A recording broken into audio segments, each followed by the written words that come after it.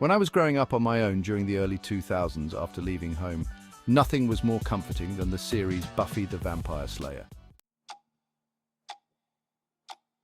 I loved this show, not just for its action-packed supernatural adventures, but for its values and the deeper messages that resonated with me as I navigated life. It wasn't just a fun escapism from the chaos around me. It was a show about resilience, friendship, and fighting through the darkest times, both literally and figuratively.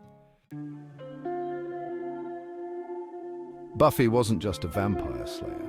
She was a symbol of empowerment, especially for anyone feeling isolated or overwhelmed. The world might have been going to hell in Sunnydale, but in the end, Buffy and her friends always found a way to stand up and push forward. What made Buffy unique was how it blended the supernatural with the painfully real struggles of growing up.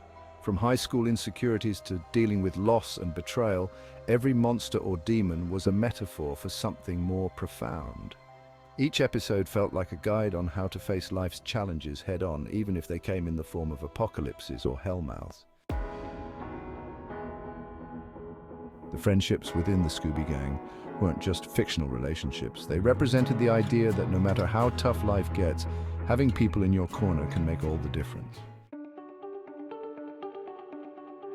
I admired Buffy's determination and moral code, how she balanced her responsibility as the Slayer with her desire for a normal life, something many of us could relate to, wanting to follow our dreams while still being burdened with obligations.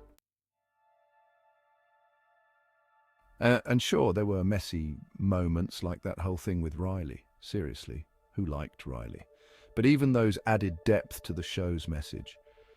Life isn't perfect, and we make mistakes, but we can still be heroes in our own right. At its core, Buffy stood for resilience, integrity, and fighting for what's right, even when the odds are stacked against you. It was more than a teenage drama. It was a blueprint for surviving adolescence and beyond, teaching lessons about strength, loyalty, and hope.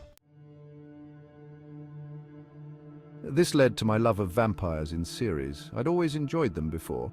Whether it was Dracula, portrayed by Christopher Lee, Jutta Stensgaard as Carmilla Mirkala Karnstein in Lust for a Vampire, or more obscure gems in the vampire genre. The mix of danger, allure, and the fight between good and evil wrapped in seductive fantasy was what drew me in every time.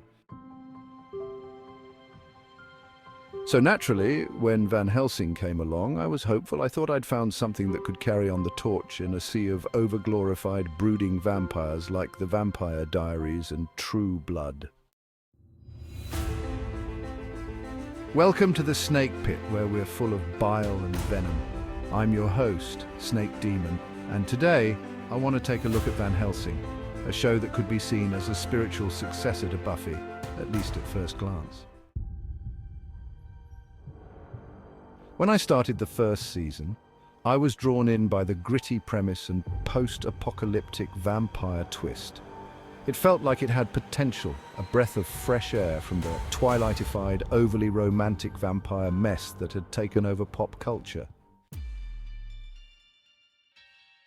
But as usual, that hope quickly began to fade as the show dragged on. What started as something promising, filled with vampire lore and intense fight scenes, turned into a convoluted mess. The choices the writers made in later seasons just made it hard to finish. It wasn't even about jumping the shark. It was about taking a perfectly good shark, putting it in a blender, and hoping no one noticed the blood and guts splattered everywhere. Van Helsing had a chance to be something special, to carve out a space where vampires were once again menacing, and humans had to fight for survival. But instead it fizzled, leaving a sour taste of disappointment.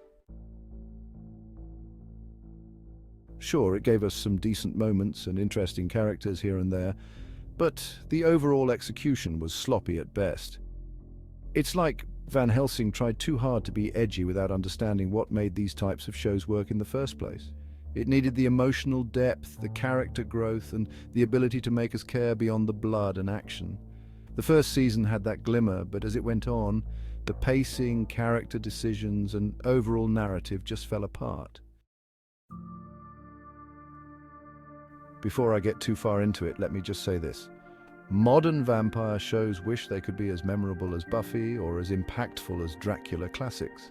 Instead, they end up like Van Helsing, a hollow attempt at something that could have been great. I'm Snake Demon, and this has been The Snake Pit. Don't forget to subscribe, hit that bell, like the video, and leave your opinions in the comments, where I won't read them.